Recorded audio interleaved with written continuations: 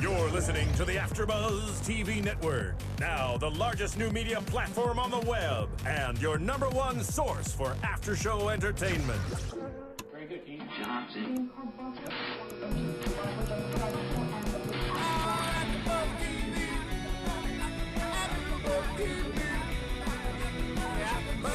the AFTERBUZZ Studios in Los Angeles, California, presented by Maria Menounos and Bing.com, and streaming live thanks to Akamai Technologies, this is AFTERBUZZ TV's Falling Skies After Show.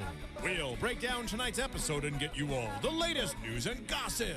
If you'd like to buzz in on tonight's show, you can buzz us at 424-256-1729. That's 424-256-1729.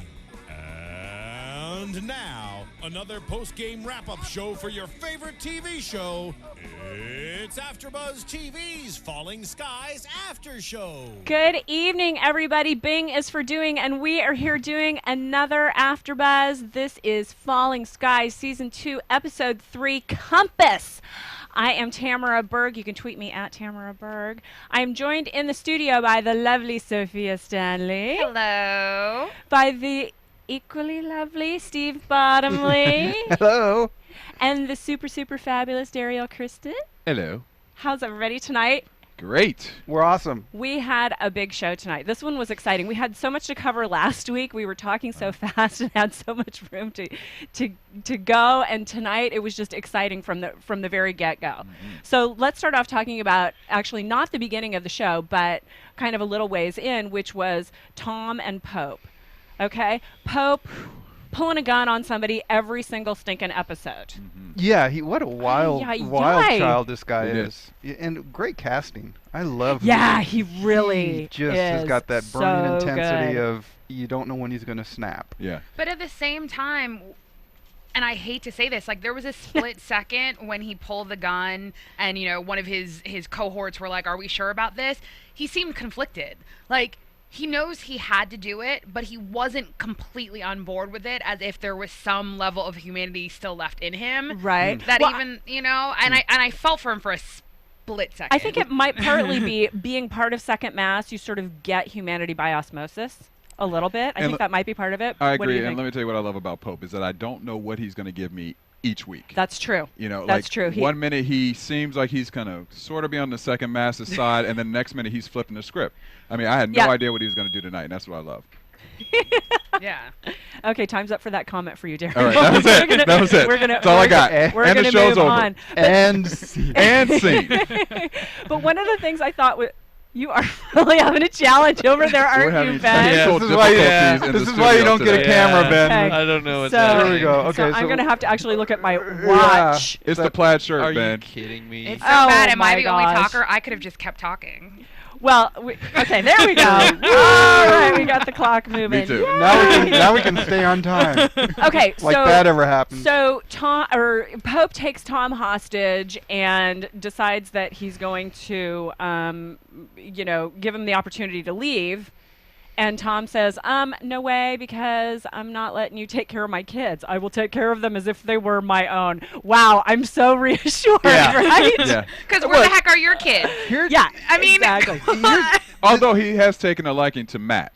We can't forget. He does have a soft spot. He takes a liking to him in that he lets him disassemble bullets or whatever it is he's letting him do. But they are in war, and that did come in handy. I mean, I know. I thought that was actually lame. Like, shoot him. Which part? Oh. Pope should have shot him in the head. Did you really think that Tom Mason, who has done everything that he has done for one sole reason, his children, would simply walk away? Of course not. He walked from Michigan or Detroit, wherever the aliens left him off, to get back to his children, let alone to leave them in anyone's care except for Pope. So Pope should have either shot him or not taking him hostage, period. Sticking around with the Second Mass, you get humanity, and that's what happened. But let's go back to the reason, though. What do you guys? Okay, so do you guys agree or disagree with the reasoning that Pope is fearful of Tom? Because he's afraid that Tom has gone on this spaceship and he's going to come back and all of a sudden betray them at some point down the road. Yeah, I mean, I bought that. Yeah, I bought that too. This is why the writing for Pope is so fun, because you don't know if it's Pope being crazy or Pope looking out for people. Right. And they're never, if if this is anything like with the other stuff he's done, they're never going to let you off the hook on that. Yeah. Oh, no. And that's what I love about that character. They bounce him back and forth where you're thinking, that's absolutely right. If he's looking out for the greater good, Tom needs a bullet to the head. Except that you kind of go, but he wants to do it just because he's Pope. Yeah. Right, exactly. You know what I mean? Yeah, we still don't know. And the fact that they went, okay, we've kind of like boxed him in. Now we got to get him the hell out so he can really cause trouble. Yeah. And they gave him one guy to go along with. So I think he's well, that's prediction, but what a fun character to hang with. Yeah. It is, and it goes Yeah. back to what you were saying last week, Sophia, about the divide, or when the divide was going to come. I mean, you called that perfectly, because clearly this is the start of the divide, especially with Pope going his way, and now he's bringing Anthony along with him. That's, I mean, I didn't see that twist. Let's go back a little bit, though, Okay. because what ended up happening is Tom became part of the Berserkers. Right. That's what he ended up Right. choosing to do, because they all went back to Weaver, and Weaver said, okay, we got to figure this out. We can't just, we need Pope because we need fighters. And Tom said, well, the way to equalize that is to let me be part of that group. I'll keep an eye on them. They'll keep an eye on me. It'll be a happy romance. Yes, it'll be a bromance all the way around. And so a great moment is the one they're out on patrol, first patrol, and Tom says, don't fire, just don't fire, and he circumvents Pope. Right. I loved Pope's response to it, because I'm watching Pope and he's going, did you know that because you were smart, or did you know that because you got a thing in your head? Yeah, I saw that. Yeah. Yeah. So he's like, yeah, good call. And nothing Tom can do will be right. No. I agree. Ever, which, we've I agree. found out. And also, too, I think it's also very typical. It's like they're both alpha males. I think that Tom doesn't want to assume the role of an alpha male, but he obviously has become one. Yeah. Pope, I think that is organically who he is. Yeah. So the fact that his crew listened to Tom and didn't listen to him, strike one. Yeah. The fact that Tom was right, strike two. The fact that then there were mercs, strike three. So even the way that he said it, exactly, like, he has to be dismissive, because at the end of the day, it's like the holy Tom, the savior of the second mass, like all of the words that he uses, it isn't simply that he thinks he's, an alien spy. It really is that he thinks that Tom has way too much accolades. And there's just that big rivalry between completely. the two of them. Absolutely. But let's keep it real. If you guys had to go and pick sides, who would you go with, Tom or with Pope? Tom. Depends if I want stability or the ride of my life. Yeah, that's a really good point. Because if I want to get in this thing as action, like, I'm if you want to be I'm a balls warrior, to the wall until I die, I'm with Pope. But if I'm like going, okay, I'm going to take care of this. And here's what I like. That's a great question. Here's what I really like what they're doing with Tom, is they're keeping the father aspect well alive. I mean, they're taking opportunities, and you're seeing him.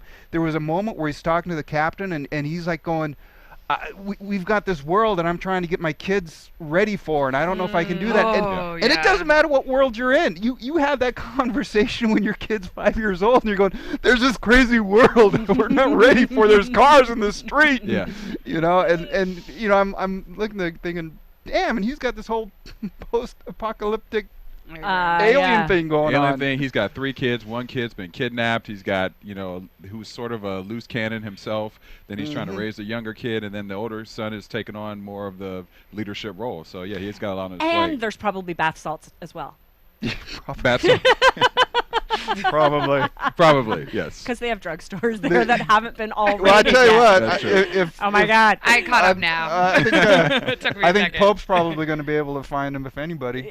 He probably already has. They're in the cocktail kit that he goes to every night at 5 o'clock. I was surprised. I thought all of the Berserkers were going to wander away with Pope. Okay, yeah. And I didn't, because I think that at that moment, at the first, when Tom basically gave them the order not to shoot, and then all of a sudden there were, in fact, Skitters, and then the fact that Pope said to shoot and Tom said don't shoot again, and then there were the mercs, I think they realized that their lives were saved, because I don't think at that time they had the special guns that could have shot through the mercs. They would have been done for. Right. And at the end of the day, and this is, I think, the problem with any time that you have the difference between leaders and soldiers, soldiers follow. But they follow as long as their leader is giving them orders that are going to keep them alive. Yeah. And at the end of the day, regardless of how brave the Berserkers are, they're still scared soldiers. Yeah. So I think that was the first time they had something to compare it against. Like, they thought they only had a choice to be part of Pope's crew. And but when given the choice, they obviously chose a different way. And I think it kind of goes back to what you said, Steve, again, which is, maybe they're just tired and want to have a little bit of community and a little bit of support behind and stability. It's a little bit more stability. Yeah. Because Pope's all over the place. So. And they made that point a couple of times in this about Pope saying, don't forget, we're the guys that go and do the stuff you can't or won't do, or you won't or can do, however you phrased it. So they brought that out a few times, that there is a real reason, and I like that Tom nodded to it. He's like, listen, look at, he is always very rational and very, for the greater good, until you steal a compass. But even that I thought was necessary, though. But even I thought that was necessary, because at the end of the day, it's that whole concept, like, if you have no honor, you have nothing. Oh, yeah. And it's like, so Pope, you're stealing from a little kid? Like, then it's literally like, who are you? Seriously. You have any morals at all? No, seriously. Like, they already give him a pretty long leash. They get to have happy hour. Like, obviously, part of me is like, how do they have beer and no one else does? So they obviously have leeway that other people don't. You're going to steal a kid's compass when he simply asked for it back. Like, give the kid back his compass. He needed to get his ass beat. I think Pope did it specifically to get at Tom. I think so too. I agree with you. I think it was an absolute in your face. It was a strategic move. You want to have this thing? This is the opportunity. Let's have this thing. But I think it backfired, because I think that what Pope had over Tom was Tom still was an intellect. And just like you said, he's very pragmatic and for the greater good. But he wasn't that alpha dominant physical male. Right. At that moment, technically, if he's able to outpower Pope, what do we need Pope for? He whooped his ass. Like, Pope's crew had to literally pull him off. That means then Tom's smarter, stronger, and more of a badass. Yeah, but Pope can make all of their bombs and their special things that they were using against the Skitters. Right. So he is needed. Yeah, he's the guy who built the mech bullets, isn't he? And the Dragon's Breath bullet and all of that stuff. Yeah, Tom can't do that. If someone hasn't been watching, given the fact that aliens are dropping bombs at any given moment, if someone wasn't watching him make them, they all kind of deserve to... No, seriously, more. Like, in the same way that you have Lourdes learning how to be a doctor, if they're not teaching multiple people to do multiple things... I don't see Pope being an awesome teacher, though, in the first place. I mean, I think he sorry, did I say Tom? I meant Pope. I think you said Pope. That, he's a guy who would hold on to a lot of the knowledge because he realizes that he could be dispensable, and he doesn't want to. He doesn't want to put himself in that position. He knows the game that he's playing. Just structurally, when you have somebody that you want to go off the reservation, you want the craziest guy to go off the reservation. So the fact that they got him to the point where now he's pissed off at second mass, and he's taking all this knowledge with him, and plus now you have the Berserkers kind of going, okay, so Tom, are you our new dad? And he doesn't want that position. I agree. He just did it for the good of second mass. So kind of backing up, do you think it was a smart move by Weaver to position Tom in the group with Pope? Oh yeah, because I was watching it going, okay, so what, are you gonna have a sit down? How are you guys gonna do this? And Weaver didn't want to do it. Weaver wanted to cut him loose. Yeah, and, you're right. And Tom said, we need everybody. Right. And so I thought it was really a smart writing. That was really smart writing. And put him in there. And I think it was smart, but I think then he should have had a conversation with Tom, and Tom should have fallen back. You can't. Pope should have, or Weaver should have. If you're gonna put Tom with the Berserkers and technically say that he's second to Pope, then Tom should have been second to Pope, even though it could have resulted in lives. Like, I'm literally talking out of both sides of my mouth, but he should have then towed the line. Because if you want to make peace, and you have to make peace, but you can't basically say, we're basically making you stay because we know that you do everything that everyone else won't do, and we're basically putting Tom, who you hate, that you wanted to kill, and put a bullet in his head, and he's basically going to tell you what to do and your men what to do. Right. Of course, it only could have happened the way that it happened. That was, I think, the mistake. That was the mistake. Tom should have fallen back. But I think they laid that in, though. I think they laid in that Tom will always do what's best for the group. The group as a whole. And he was looking at the situation going, don't fire, just let them get what they need. And I see what you're saying, though, as far as like, okay, so are you a soldier? Or, but, here's the one thing about that scene. No Skitters for 100 miles. I'm like going, what? Why do you say that line? I completely agree. You know what I mean? It's like who who believes that? Yeah, I'm watching that going, is he high? I mean, does he have some kind of radar that nobody knows about all of a sudden? I'm guessing there's a Skitter within 100 miles, but why even have that line? You don't need to diminish Pope because in 5 minutes, in 5 seconds, you are going to diminish him in a more powerful way. That's true. So yeah, it just made him look stupid for it did no not particular elevate reason. his. And here's the thing: if your adversary looks stupid, you look weak. That's right. So this is what we know. Anyway, that was the one thing that I noticed in that scene where I was kind of like, what's going on, guys? But so in the end, Pope leaves and takes Anthony with him. And I know it's a prediction, but let's just talk about it. But Anthony volunteered. Because everybody else was like going, I don't want to. No, but I still was surprised by that Anthony move. I mean, I know that Pope saved his life, but they battled so much last season and then like even at the beginning of this season that I'm really surprised that he jumped on that ship. But what did he do after Pope left? This is what was great. Pope said, all right, you're coming with me, and then he leaves, and now it's just Anthony. He turns around and goes, I got to watch him for you guys. I got to keep it. If we don't have an eye on this guy, he's going to cause trouble. So what do you suppose happens when Pope finds that? Well, but do you really think that Anthony can control him? Sorry. I know. That's the thing. Go ahead, Derrial. Oh, no, I was just saying, do you really think that Anthony can control Pope? I don't think he's meant to control him. He's just meant to have eyes on him. And I think, it's two things, though. Because at the end of the day, though, when Pope, initially kidnapped Tom and they came back, the first thing Weber did is he asked Anthony if he knew about it. Mistake number one. Because at the end of the day, regardless of whether or not Anthony's now with the Berserkers, Anthony has always been on the side of the resistance. The fact that Weber even asked him if he was party to that, that's questioning some aspect of his loyalty. That's number one. Number two, then Anthony, when they're having the discussion, Anthony says, like, well, how do we know that we should trust Tom? Like, at the end of the day, part of what Pope is saying is legitimate. And he even says to Tom, like, I'm going to say it straight to your face, but legitimately, we're not quite sure what's going on. So I think that potentially Anthony went for the reason that he stated to the resistance, but I think Anthony also went for the reasons that he said. They butted heads, but at the end of the day, Pope saved his life. And Pope saved his life for no other reason than he saved his life. You know what I mean? And that is something that I think, regardless of anything else, in war, that's when you're going to go to hell for someone. And so I think that even though he's saying I'm basically doing this for the resistance, I think there is a part of him that, again, feels like I think I said, feels dedicated. And I think there has to be, it's how are we going to fight this fight? Right. Like, are we going to fight it like soldiers? Or are we going to continue to be pragmatic, which Tom is? And I haven't yet decided which is better. Right. Well, and one of the things that I know is that Pope is in still more episodes of this season. So, so we're going to see him. So, Steve. Hey.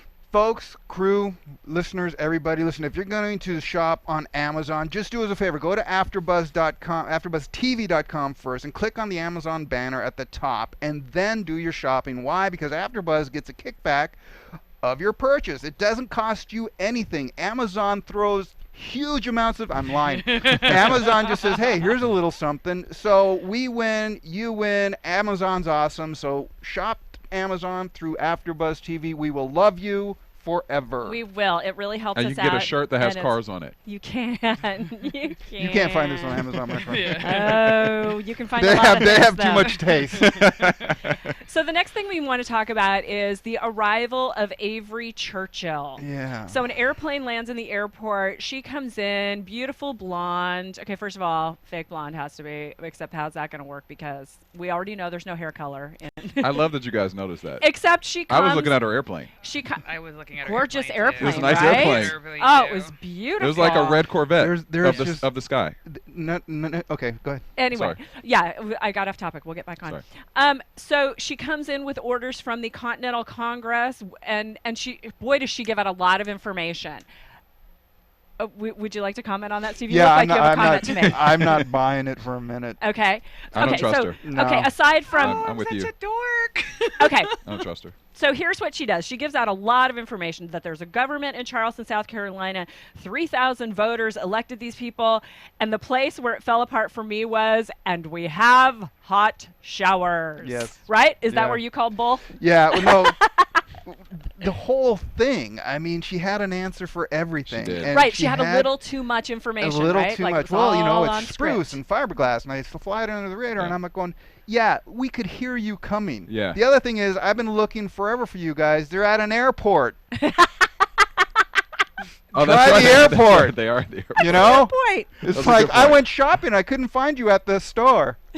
No, she was too slick. Right? And Captain Weaver wasn't buying it either. No. Yep. He was checking just her like- out. He was like, no, I'm He not was good. questioning everything she did. Yeah, I'm surprised, his decision later on that. But nah, I'm not buying it. Well, I thought it was great that he detained her for everyone's safety, because she's got all this information and she knows about Tom being on a ship. How did she know that? How did she know that? I have no idea. You brought that question up, I too. did. Yeah. I know. How? That's interesting. And nobody turned around and goes, "How do you know that?"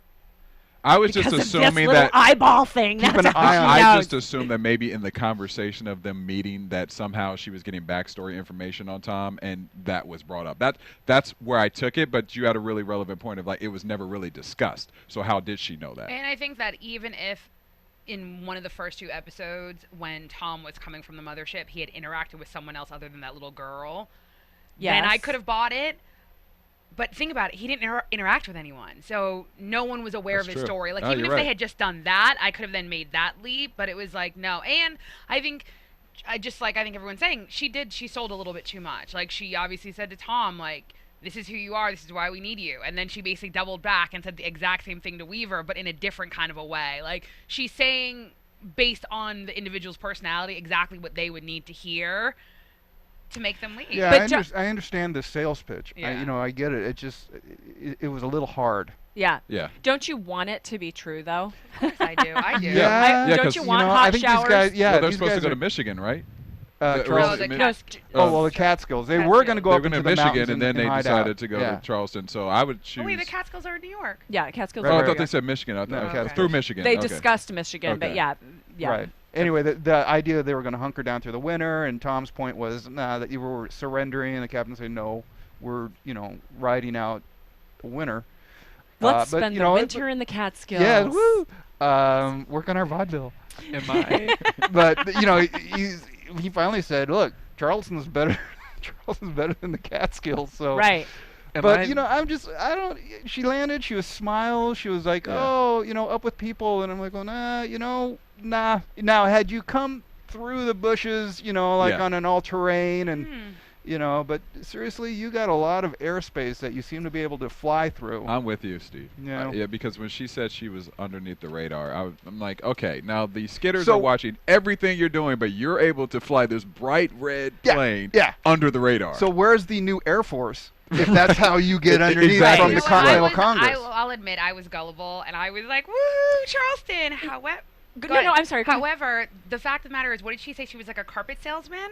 Carpet salesman. At least if she had said, like, she used to be Air Force. So it's like, how does a carpet salesman not only know how to fly a plane, Become a but pilot. obviously a vintage plane? Like, that's a completely different skill set. Like, that's It's her the, hobby. Like, yeah. It's her hobby. Yeah, no. Yeah, Yeah, that's Here- but I was here- gullible. I actually bought everything Steve, before though, that. coming from it from a writing standpoint, we talked about that the LA Times article that they had last week, where history was going to be really heavily laid into this season, and then looking at this from a writing standpoint, this would be very interesting to watch a new government be formed, all of that kind of stuff happening. That's the reason why I sort of want it to happen, and was thinking maybe it's a possibility. But I agree with you that she's really she's not so believable in a lot of ways. And the reason why we're not buying is because the rest of the show is so laid just right. Yeah. That when something like this isn't right and it just pops up on your radar and you're going, no. Yeah. The show's too smart to have something like this. But then in the same show, you've got there's no Skitter for 100 miles. So That's true. Exactly. it might just be, they're still finding their way. It takes a show a couple of seasons to get everything worked out. Right. She kind of came in out of nowhere, and really, it looked like the guest spot on Gilligan's Island. No disrespect, like we're not going to please. see her again, right? Like, I don't get enough comments, but you know what I mean? It's like, hi. Yeah. I got my age. It You was got me too this good to be guest true. spot. You know Yeah. what I mean? And you're like going, well, Yeah. okay, hi, Avery. Yeah. And Yeah. we will be seeing you again, never. Right. Or back at the Continental Congress. Well, and that's what I thought Pope was going to be in the first episode he was in, because he was so showy and so, dynamic. But then, obviously, we've seen him a whole mess of episodes. Yeah. So and you know what? It could have been a directorial thing. I mean, after a while, you get everybody working together, and then there's a new face, and you're not quite sure what. But you know what's funny? And I'm just now thinking about it. But at the end of the day, with any government, there's a certain level of marketing and propaganda. Of course. Right? Yes. So at the end of the day, let's just surmise for a second that there really is a Continental Congress. In order to potentially, navigate the country, let alone navigate the world, and basically tell everyone that, again, America, we're in charge. Right. Does that make sense? Right. We have the government and follow us. Right. The only way you can do it is in some kind of a flashy way. So, again, I think it could have been on purpose. It's a bright, shiny red plane, right? That basically takes us back to the core of who we are as Americans, because it wasn't some, digital fighter. It was like a normal, probably 1960s plane. So it could have been on purpose, and she could have been legitimate. To cover the plane thing, I think it was a crop duster. Is what they are used for. So they could have picked it up at any farm or whatever. And remember, they're fairly easy to learn. Remember, all the electronics in the world are knocked out right now. So newer models of cars don't work, and so newer models of airplanes wouldn't work either. So that could explain that. Yeah. But the fact that it's red and shiny, like you said, makes it. Because everyone watched how people followed her, and people were on her every word. Yes, but here's the thing. I want to believe it. You have somebody that lands at your airport and says, there's a new government, and nobody says, how is it working? How are you able to form a government with, Skitters and mechs? He it was kind of addressed by saying, what do you mean there's a, well, there are people there. They voted. I know, but he never said, is there a military? How are you functioning? I mean, look at what they need to do to stay under the radar. Right. That I agree with. She's saying there's a whole new government, and I'm thinking, well, that's a lot of people that you've got to keep under the radar. That's true. Yeah. So you know what I mean? There was just some things where I'm like going, facts that were alleviated from it. Yeah, that's true. And I don't know if it was intentional because it's a BS story, but here is the dilemma of a smart show. You got to answer the smart questions. Yeah, exactly. And when you don't. Right, and in the end, Weaver decided, you know what, we're going to go to Charleston, so that he completely changed the direction, literally as well as figuratively, of the crew. Instead of hunkering down and riding through the winter, we're going to get back into the war and into the resistance and go to Charleston and fight. In honor of all the people he's lost. Right. So what do you think of that? You've got a big smile on your face. No, I actually thought it was the worst decision, because the problem is, if he had made the decision earlier, it would have been the right decision. You, as the leader, you don't make decisions based on emotion.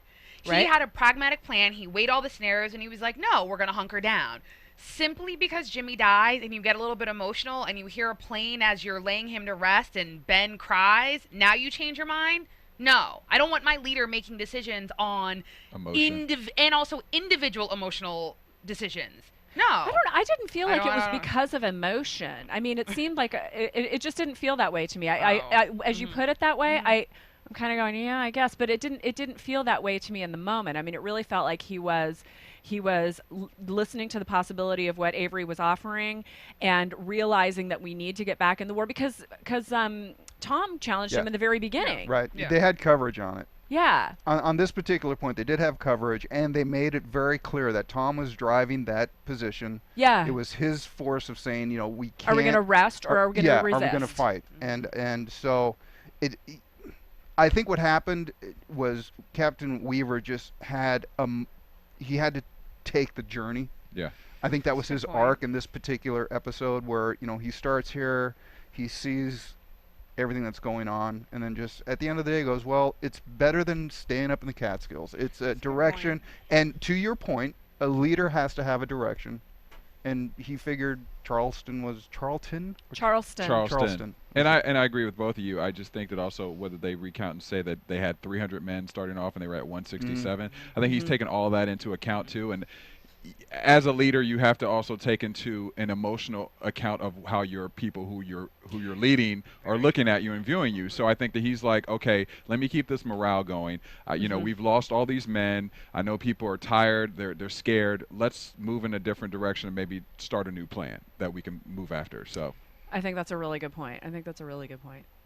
What do you think? You should say something. Yeah, I feel like there's something else there. Me too. I do. I am speaking to all of our iTunes listeners right now.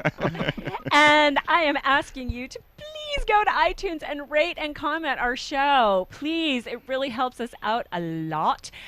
We are going to be getting some love from iTunes in the next couple of weeks because we're getting ratings and comments from you, because we're getting the love from the iTunes. We are going to be able to bring more exciting things to listeners that we can't really talk about right now, but we are seriously working on some good stuff.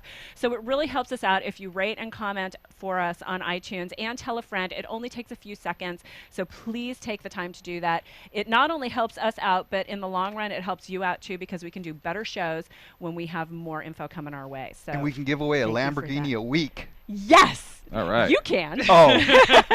Well, that might not be yet.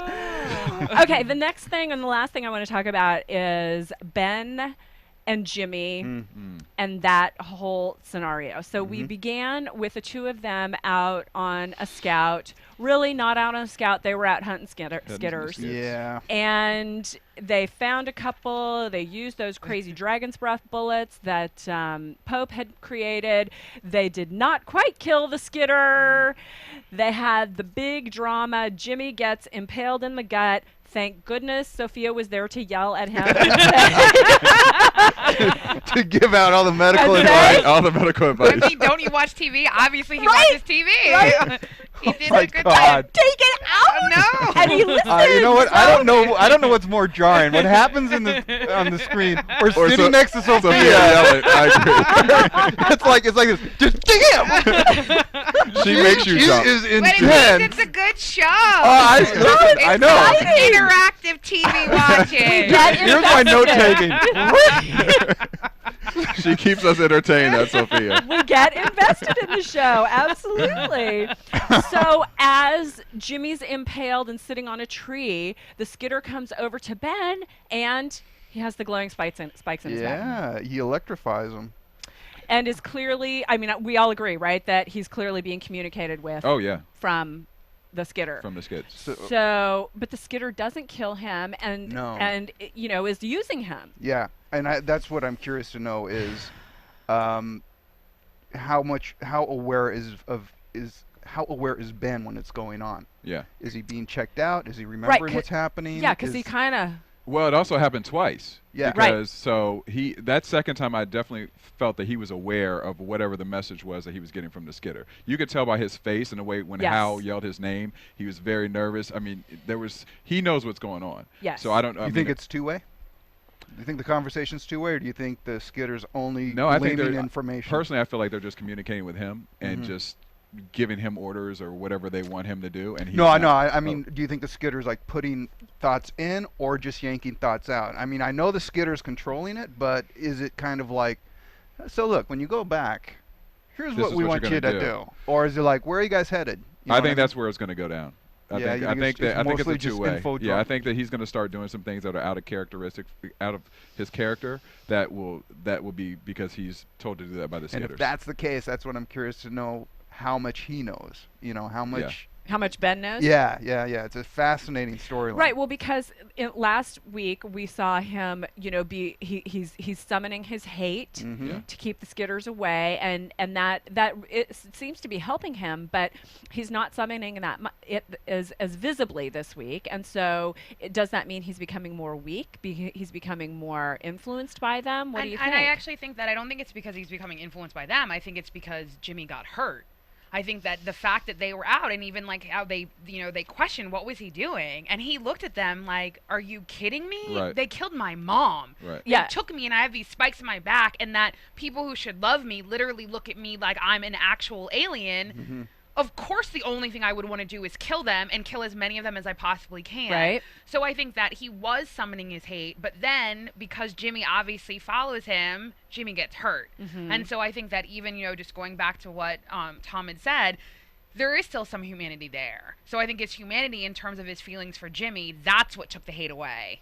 And so I think that's why he's conflicted, along with the fact that the aliens are definitely speaking to him and he knows. But I definitely think that's where it was. I definitely think he was hate-driven in the beginning of the episode. So do you think that the aliens are influencing, I mean, like literally and directly influencing his behavior yet? Or do you think it's just him?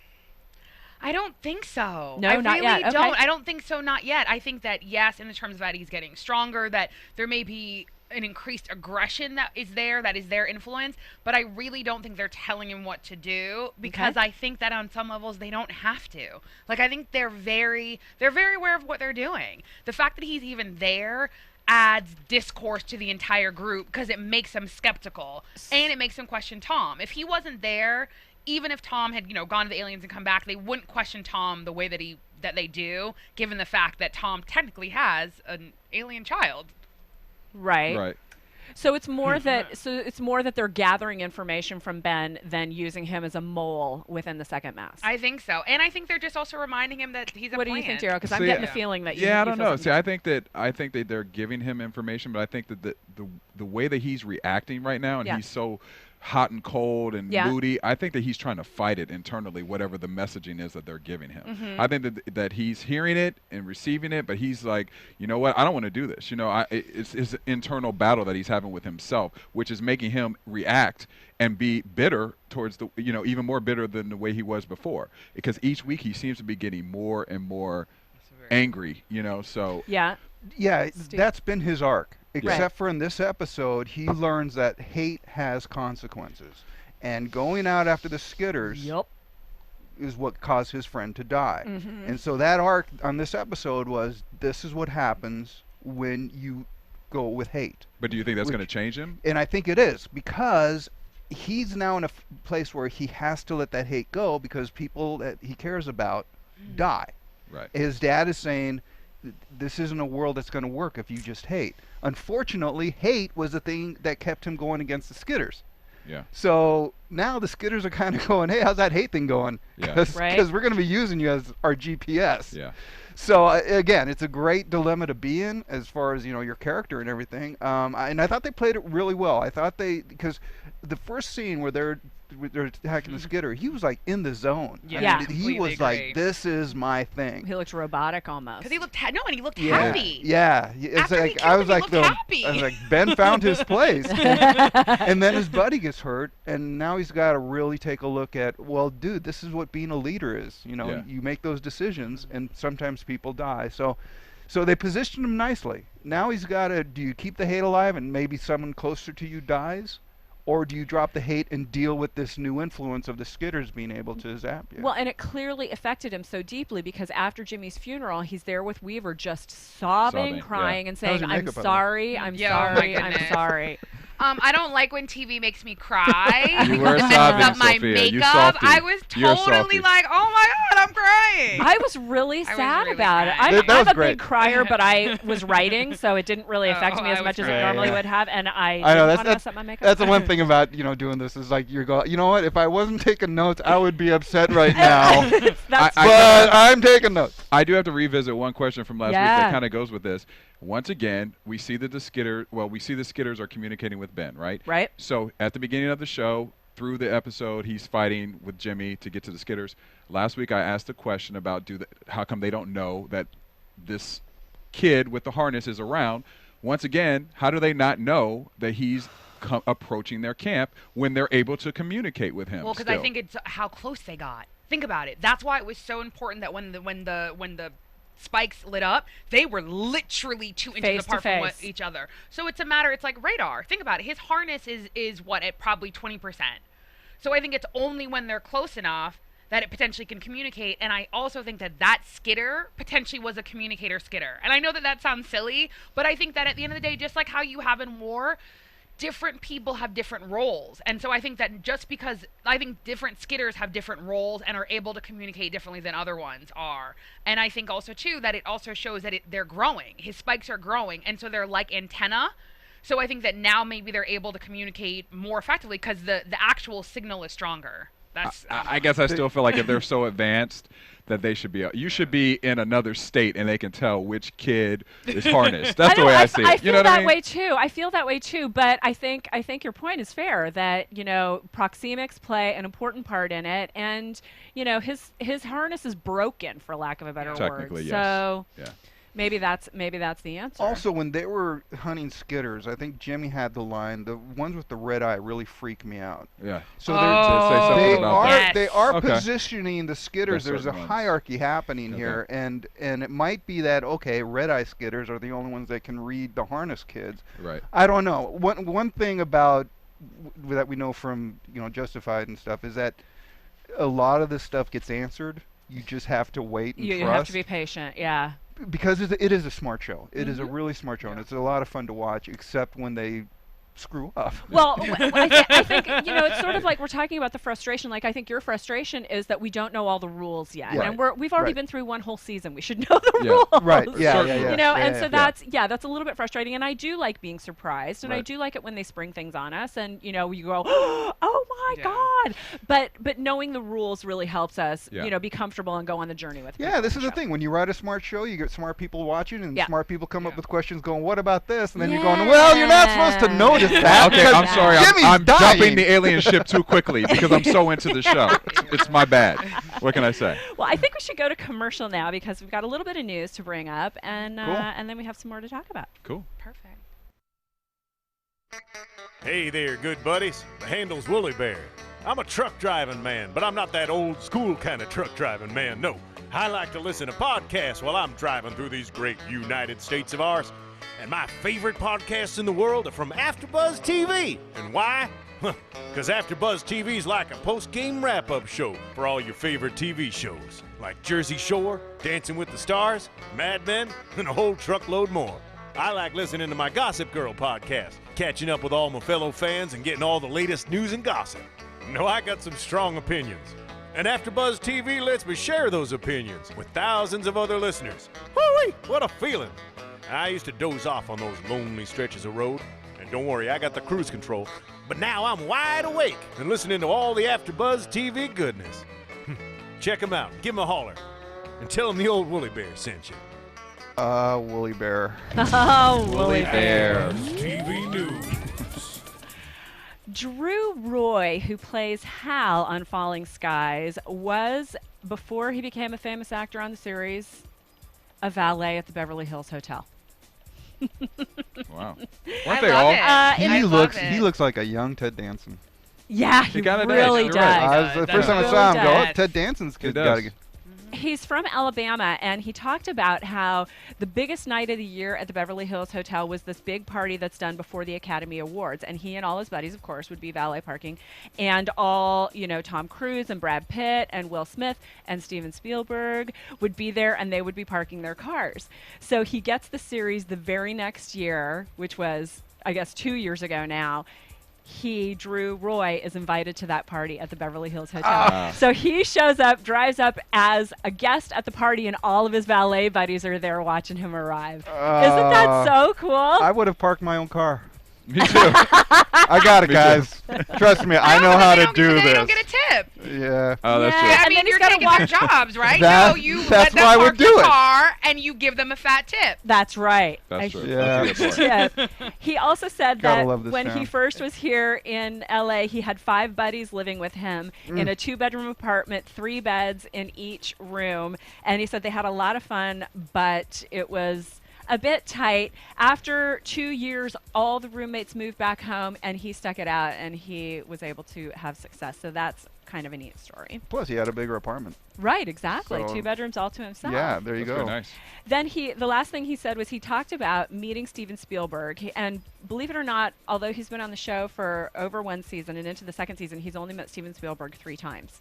Oh, wow. And he said, he blows me away with how nice he is. I met him at a party once, and I didn't know if he knew me. I introduced myself, said, hey, I'm Drew Roy, the guy from Falling Skies. And he said something like, you look great when you're all cleaned up.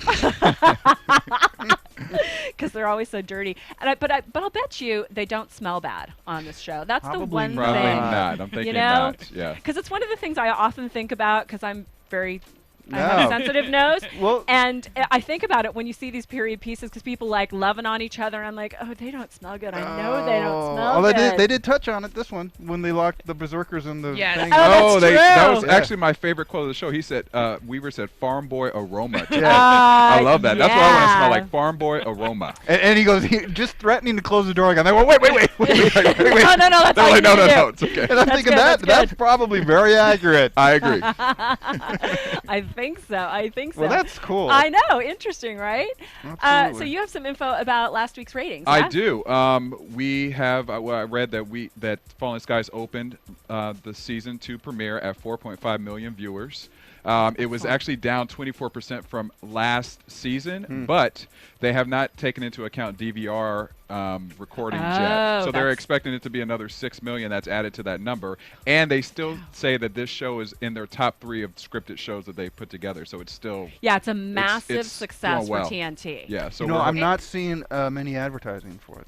I'm not seeing a real advertising push for it. But is anybody They seeing? did do a big push. I have a massive billboard, one of the changing well, billboards yeah. right Yeah. outside my Yeah. apartment, and so it was huge on Okay. that billboard All right. Yeah, I've seen a over couple the last few billboards. weeks for sure. But I agree with you in terms of commercials. I haven't seen commercials. Yeah. I haven't seen commercials. And I mean, technically, even to do the ratings, and I could be a little bit off, but wasn't last Sunday there was a game at the same time slot? Yeah, it was. So, just in terms of time shifting when people watch it, Yep. Yeah. there's probably tons of intellectual, smart people who watch the game who then watch this after the fact. And that's the thing. I mean, with DVR, it's like, how can you possibly even track who's watching what when? yeah. You know what I mean? Right, It's that's Not to true. mention online views later as Yeah, well. So yeah. yeah, so the DVR stats are DVR, gonna they have really not make a taken change. into account with that, and they said that at the 18 to 49 category, they have 1.9 million people that tuned in, and out of 25 to 54, it's 2.6 million adults that tuned in. So that's where that 4.5 comes from. So they're well covered, and it's still doing great. So season 3, baby, on the way, I'm sure. Yeah. I have just a quick quote to close out our news from Noah Wiley, who was asked, season 1 was shot in Toronto, and season 2, as we talked about, has moved to Vancouver. What's the difference? And he said, we traded cold for wet. I don't know which one I prefer, cold or wet. Yay. That's a loaded question, He right? says we had great crews in both places. Not say anything? Oh, sorry. Trust me. Steve. You want to comment, Steve? I feel like you want to comment, Steve. I am learning my lesson. And that's our Sorry, news Tamara. and gossip for this week. So I think now we get to move on to predictions. And now, your AfterBuzz TV predictions. I think, Miss Sophia, you should start it off for us. One of the best things I saw this episode was that I think Hal stepped up as a brother and as a leader and kind of made nice with Ben. And Right, because there was a huge conflict between them last week. There was a huge conflict, and I think it's been building and it's building and it's building. And I think that, luckily, Margaret gave him some good advice, and I think he really realized at the funeral and the way he said, he's like, bro, we can get through anything together. And they both threw, the dirt into the, into the grave. The grave. Thank you. I think it's going to be a problem because, again, it's that whole difference between love and hate.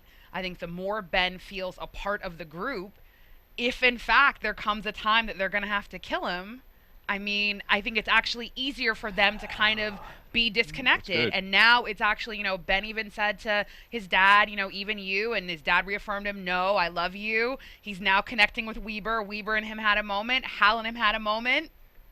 And now we see that he's communicating with the aliens. I think they're building it in a way that's not going to be good. So you see the alliance that's building or being repaired between the brothers as being a giant problem, basically. Definitely, because I think it's going to make it harder. It's one thing to kill an alien. I like It's that. another thing to That's kill pretty your good. brother that you now finally connected with, because obviously even Hal a little bit earlier in having the conversation with the dad that he's like, you continue to pick up after him. Again, Ben and the dad were closer than Hal and the dad. So he feels like he loves him more. And that was always a conflict. The fact that now they're blending again as a family, just as we see, Ben communicating with the aliens, it's not good. It's not good for war. It's not good for what might need to be done. Right. I like that. That's By pretty the good. way, Drew Roy, who plays Hal, is 25 years old. Just Well, FYI. he's Playing a 17. young, damn-looking 16 or 25-year-old. Young Ted Danson. Young Ted Danson. I got a prediction. Yeah, go. I predict that sooner or later that bus is going to run out of medical supplies.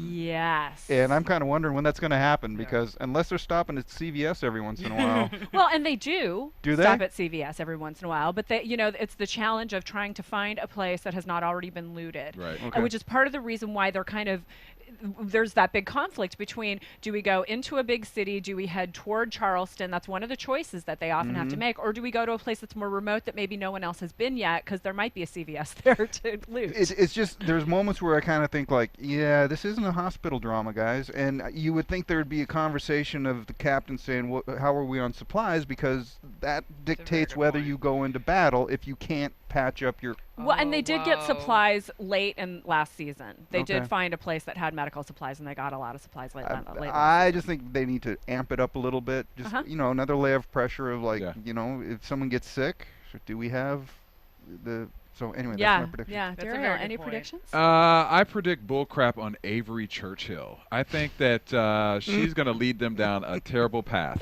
I could be wrong, but my gut instinct tells me that Avery is not what she seems. If we're wrong, that was some bad writing because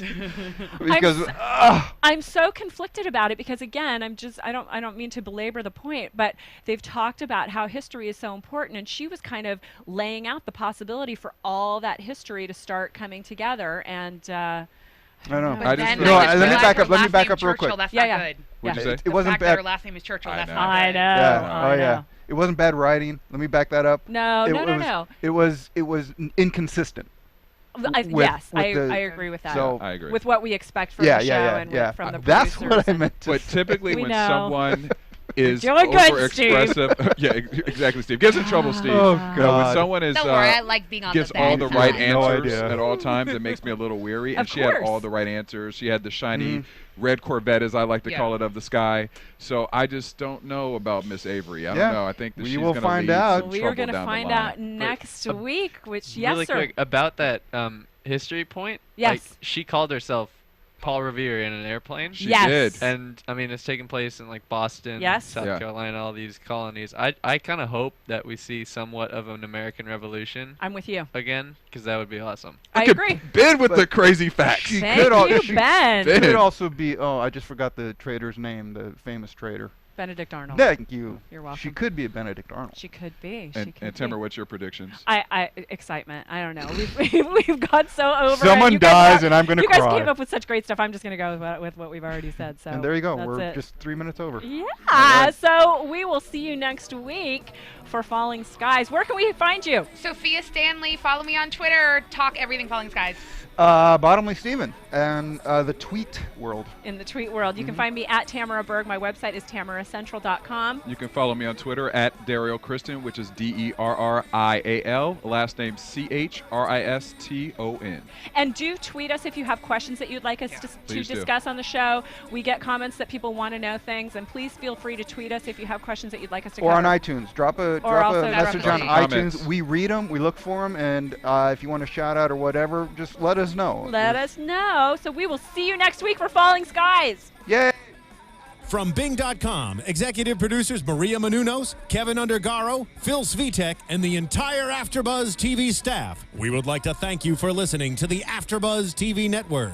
To watch or listen to other after shows and post comments or questions, be sure to visit AfterBuzzTV.com. I'm Sir Richard Wentworth, and this has been a presentation of AfterBuzz TV. Buzz you later! The views expressed herein are those of the hosts only and do not necessarily reflect the views of AfterBuzz TV or its owners or principals.